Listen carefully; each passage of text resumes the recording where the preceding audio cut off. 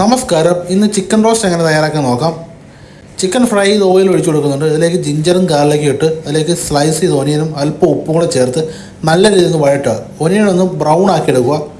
Onion ബ്രൗണായി വരണം. ഇതിലേക്ക് തക്കാളിയും അതോടൊപ്പം തന്നെ കറിവേപ്പില ഇട്ട് നല്ല രീതിയിൽ വഴറ്റി തക്കാളിയിലൊന്ന് അലിയിച്ചെടുക്കുക. തക്കാളി നല്ല രീതിയിൽ സ്മാഷായി വരുന്ന സമയം ഫ്ലെയിം ഓഫ് ചെയ്ത ശേഷം മഞ്ഞൾപ്പൊടിയും അതോടൊപ്പം തന്നെ മല്ലിപ്പൊടിയും ഗരം മസാലയും പെരിഞ്ജീരകത്തിൻ്റെ പൊടിയും ഒരല്പം കാശ്മീരി മുളക് പൊടി ഇട്ട് നല്ല രീതിയിൽ ഒന്ന് ഇളക്കി മിക്സ് ചെയ്ത് കൊടുക്കുകയാണ്.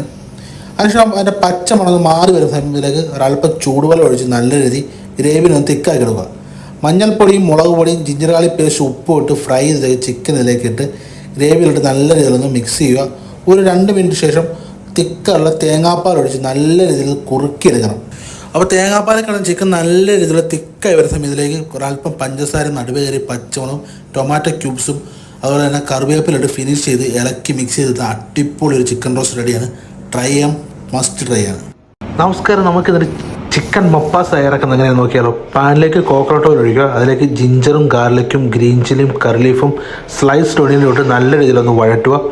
ഒണിയൻ ഒന്ന് ബ്രൗൺ കളറായി വരുന്ന സമയം ഫ്ലെയിം ഓഫ് ചെയ്ത ശേഷം 1/4 ടേബിൾ സ്പൂൺ മഞ്ഞൾപ്പൊടിയും 1 സ്പൂൺ മല്ലിപ്പൊടിയും 1 സ്പൂൺ ഫെനൽ പൗഡറും ഇട്ട് നല്ല രീതിയിൽ വഴറ്റുക. അതിലേക്ക് അല്പം ലൈം ജ്യൂസ് ഒഴിച്ച് ഇളക്കി മിക്സ് ചെയ്യുക. ഇതിലേക്ക് ചിക്കൻ കറിക്കട്ട് ഇട്ട ശേഷം ഇളക്കി മിക്സ് ചെയ്യുക. ഉപ്പും കൂടെ ചേർത്ത് സ്ലോ ഫ്ലെയിമിൽ കുക്ക് ചെയ്തെടുക്കുക. ചിക്കനിലേക്ക് ഒരു തുള്ളി പോലും വെള്ളം ഒഴിക്കരുത്. ഓൾറെഡി ചിക്കനിൽ നിന്ന് വെള്ളം ഇറങ്ങും.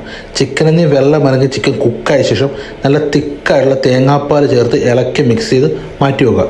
മറ്റൊരു പാനിൽ കടുക് പൊട്ടിച്ച ശേഷം അതിലേക്ക് ചെറുള്ളിയും വറ്റൽമുളകും കറിവേപ്പിലയും 2 ടൊമാറ്റോ സ്ലൈസും ഇട്ട് കടുക് തിളച്ച് കറിയിലേക്ക് ഇടുക. ചിക്കൻ മപ്പാസ് റെഡി.